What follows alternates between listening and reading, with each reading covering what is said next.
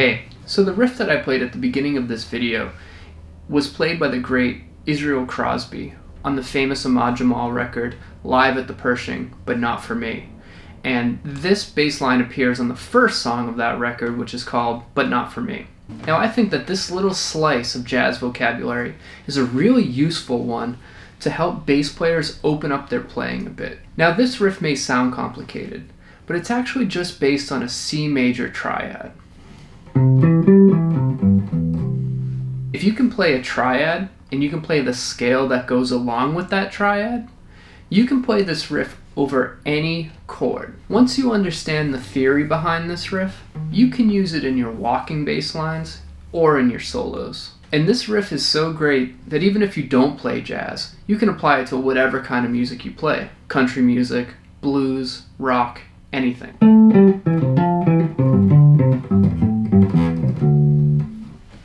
So here's what you gotta know.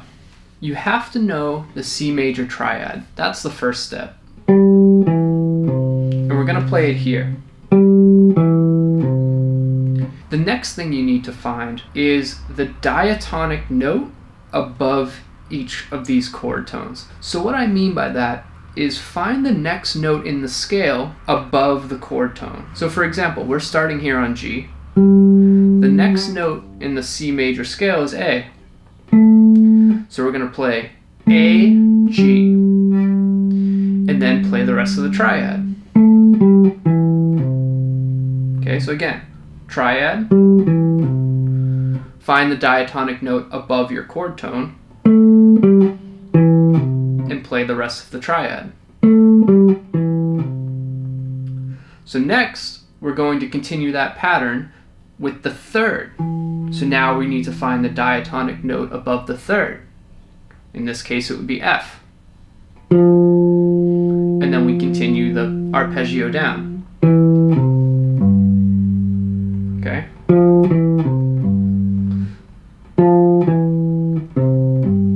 So far we have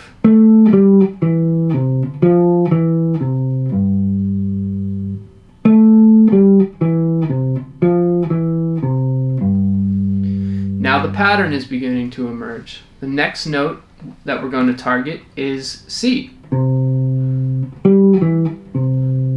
So we're going to play the diatonic note above that, in this case D, play the triad down.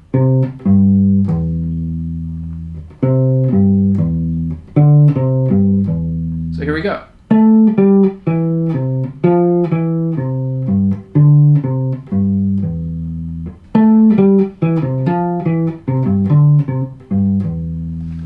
Now, continuing the pattern, we're back on G, but this time on this lower G. So we find the diatonic note above it, A, play the rest of the arpeggio.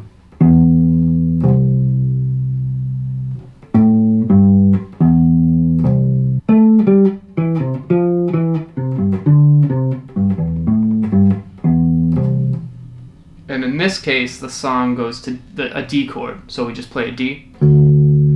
So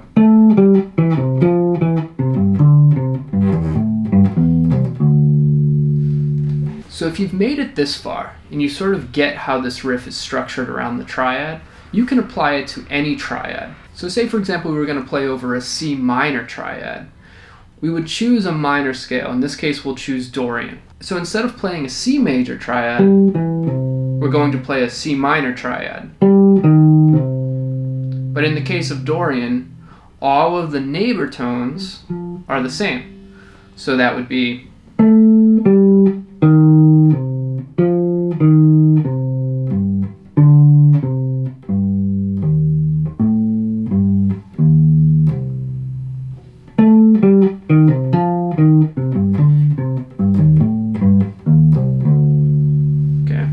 Now this riff is so powerful that if you can get the hang of this concept, it opens up so many possibilities.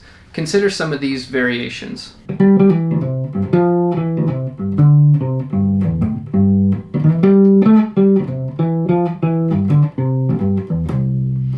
So if you hear, just in that short little improvisation, you can hear that I'm using that idea a lot.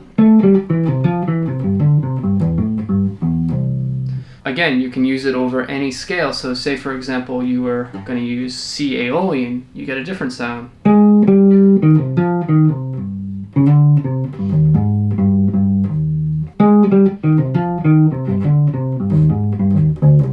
So you can hear just how powerful this is. You can get a lot of mileage out of just thinking about a triad. You don't need to substitute other chords or other scales.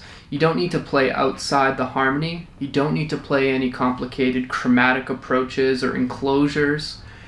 Just using the major scale and outlining the triad in this way, you can unlock a lot of creative potential. So as I've talked about in some of my other videos, one of the best ways to get better and one of the best ways to become a good improviser is to practice using these tools creatively. So if you've been following my channel, you know that I'm a big believer in unlocking creativity on the bass.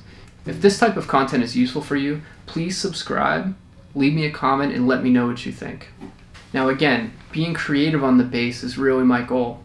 So if you can take this idea, stretch it out as much as you can. But my advice would be this: take it slow. Take a small bite of this.